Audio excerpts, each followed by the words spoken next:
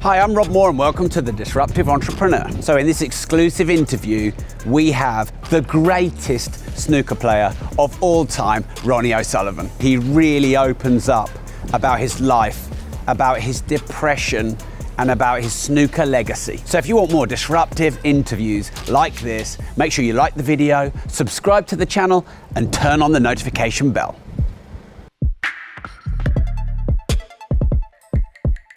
I know you're interested in a lot more things than snooker, and I know you're often keen to talk about them. Yeah. Running, obviously the health and fitness has been a big part. You've written a lot of books.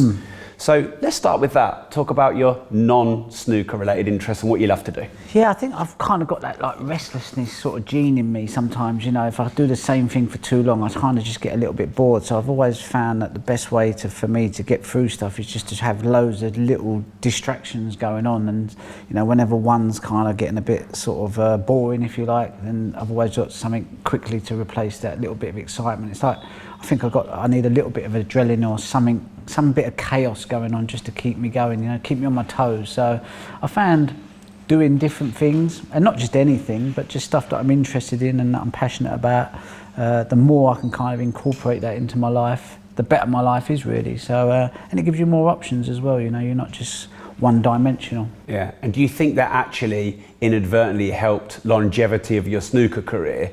Because at times when you might have wanted to go, I don't want to do this, you had other things in your life to fall back on. Yeah, I think if I never had all the other things sort of going on in the background, I probably wouldn't be playing snooker on the tour, because it's a bit of a, it's a tough life.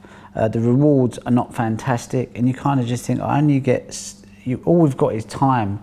And for me, it's like, I need to make most of that time, and I'm quite selfish in what I want to do. So like if I want to run, keep fit, or spend time with friends, I would always do that over work, So for me, it kind of, it's enabled me to kind of enjoy snooker and treat it more like a hobby. Although when I say a hobby, most people think, well, a hobby is like, it's something you do away from your work. But for me, I've got to that point now where I love to play and I love to compete and I love to see where I'm at against my other competitors, and that's the buzz. I remember one guy once said, I'm married and I've got this wonderful wife, and he was an attractive guy to the opposite sex, and he said, I just get a buzz out of knowing that I could probably get it on with her. And I think I'm a little bit like that with snooker. I get a buzz out of knowing that if I really wanted to, I could dominate whoever there is that happens to be playing the game. And I think that's it's a nice buzz, and I like to keep that. So I've got a little toolbox, and I like to keep that toolbox, that tool sharpened. So just in case I decide to get excited about playing, it's kind of there, and I could perform, So running, I know running's huge for you. Yeah. And you've written quite a few books, and yet none of them seem to be on snooker. So writing and running seem to be two big interests for you. Yeah, running was just I kind of like fell into it accidentally, if you like. I never liked running, and I kind of still don't really. I always kind of get this fear that I dread the thought of having to go out and do a hard track session. Going for a little plod around the forest, I can kind of just, that's not too bad. So it's never been something, but it's been so good to me over the years that it's really hard for me to turn my back on it. I love the community aspect of running. It's probably one of the only things that when you turn up to meet other runners, like no one's interested in what you do for a job or career.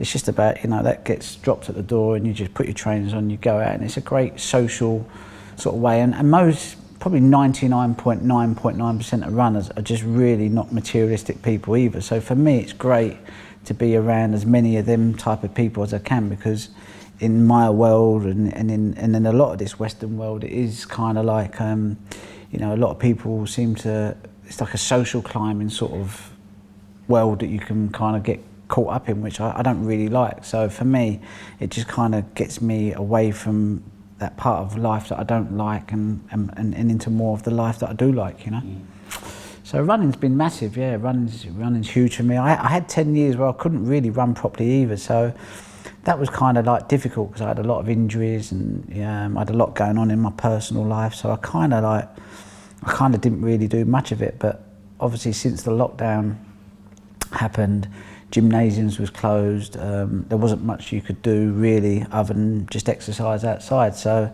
one of my friends, Eric, who I kind of lost contact really for 10 years, I phoned him, I said, look, you know, a bit of a loose end here, I've got a lot of time on my hands, you know. So he said, come, we'll go for a run over the forest, we'll go nice and easy. And I think it took me an hour to do 5 miles. And I was like, oh, really? I mean, I used to do 5 miles in 27 minutes, and now it's taking me an hour. We all used to, didn't we? Yeah, you know, I mean, it was like 10 years ago as well, and I was thinking, I can't imagine being able to run 5 miles in 30 minutes again, you know, and here I am like 5 miles in an hour. So I was like, wow.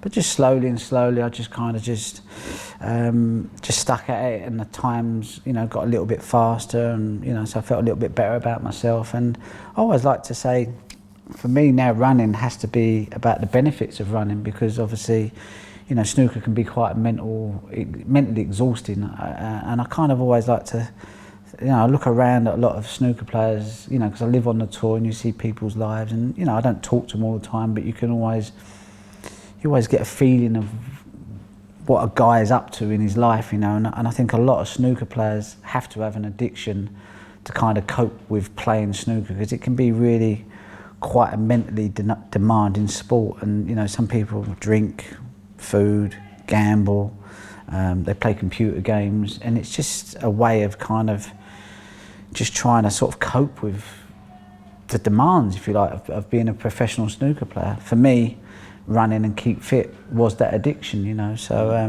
yeah, running has been massive for me, and, you know, I owe a lot to it, and yeah, and hopefully I can just keep going. Now I'm 45 and I feel the fittest I have for 10 years, and yeah, so yeah, no, I'm really yeah, I'm a huge sort of health freak, if you like. You know, I was so unhealthy for so long, maybe from, you know, when I was like 10 up to like 25, that I think, you know, I've kind of like, it's like Benjamin Button, I'm doing it the opposite way around, you know. I've kind of like started getting into keep fit later, whereas in my early part of my life I was hamburgers, chips, tomato ketchup, down the snooker club, you know, put on a bit of weight, but I could play snooker. So yeah, but I think after I come out the Priory, I realised that, you know, I've got this addictive nature, and it's up to me now how, I'm never going to get rid of that addiction, and I always like to think it's a good driving force in my life. So, you know, as long as I channel it into the right direction, then with that, like